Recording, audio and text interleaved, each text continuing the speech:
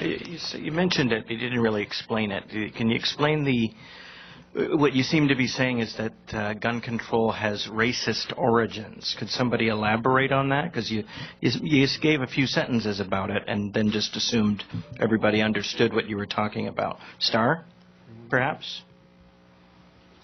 We know that gun control laws have racist origins, and we have someone who's done an in-depth look at that, and I'd like for Stacy to come and share some of the things that you know about this history of gun control. Thank you, Star.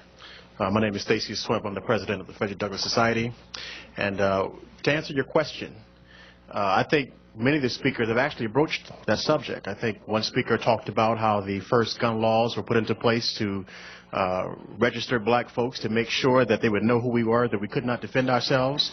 I think if you look at the right after the Emancipation Proclamation, what was going on down in the southern states, it's very clear that the Dixiecrats wanted to disarm black people to keep us from defending ourselves against the Klansmen who were murdering white and black Republicans to control the ballot box. So I think history is ripe with examples of there's a correlation, direct correlation between gun control and black people control. And let me just say this, and I'll be very brief. You see, I wasn't always this conservative.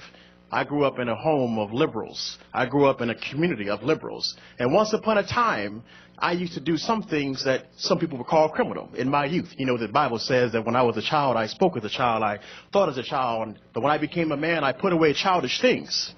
But I'm telling you something. I grew up in the streets, and I want you to know from firsthand experience that the homes that criminals look for to commit crimes are the ones that they assume or they believe or they know there is not a gun owner in the home. You see, there was a man across the street from me, Mr. George Jeter. Now, most black folks would tell you when I grew up, if the homeowner had a gun, you see, they would tell you that if you tried to come in their house, they would kill you, drag you outside, and then call the police. Okay? But the truth is, everybody in my neighborhood knew you didn't go to the man across the street, Mr. Jeter, or my father, Mr. Swimp, because they had guns.